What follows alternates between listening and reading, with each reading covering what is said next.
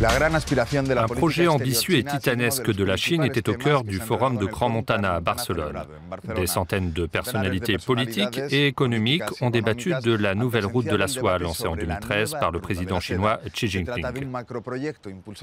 Objectif, relier par la terre et la mer, l'Asie, l'Europe et l'Afrique, donnant ainsi une nouvelle dimension à l'économie mondiale.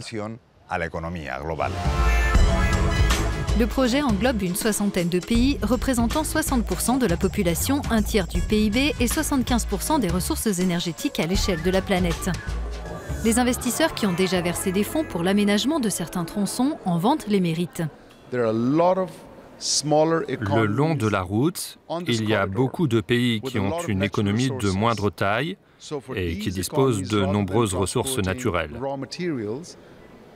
Et pour eux, au lieu de transporter les matières premières, on se dit que grâce à cette nouvelle route, les industriels se rapprocheront de là où se trouvent ces matières premières et qu'ils aideront ces pays à créer une chaîne de valeur ajoutée en utilisant les matières premières pour fabriquer des produits finis.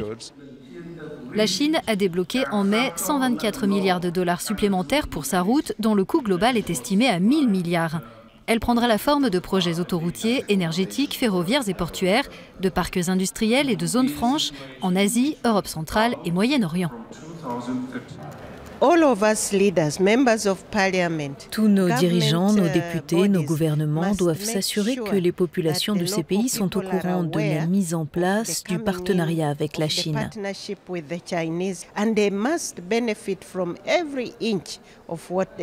Elles doivent bénéficier de tout ce que les Chinois font et elles doivent participer et être intégrées dans l'accord et dans les activités menées par les Chinois.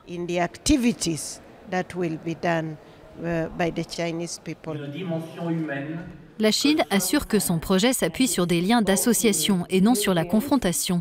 Mais son statut d'important investisseur au Moyen-Orient et en Afrique éveille les soupçons auprès d'un certain nombre de pays. Et pour un monde de développement durable.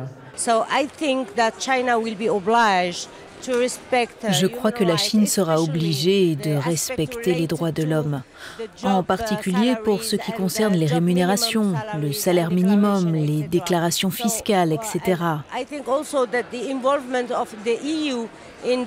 Donc je pense que l'implication de l'Union européenne dans le projet sera très utile et qu'elle sera la gardienne des droits de l'homme à cet égard. Plusieurs pays européens reprochent à la Chine son manque de transparence et de considération des normes sociales et environnementales. D'autres espèrent des retombées. La Deutsche Bank a promis plus de 3 milliards de dollars. Pour certains, le contexte mondial devrait inciter l'Europe à participer. Certainement, parce qu'en ce moment, les États-Unis sont indécis et plus protectionnistes. Et cela donne à l'Europe une très bonne opportunité de coopérer avec l'Asie, mais aussi avec l'Afrique. Nous devrions saisir cette opportunité puisque les États-Unis sont indécis. Nous, les Européens, nous sommes automatiquement en première ligne aujourd'hui. À Barcelone, bon nombre de représentants gouvernementaux et d'investisseurs ont affiché une volonté de coopérer dans le cadre de ce projet que la Chine espère achever à l'horizon 2049.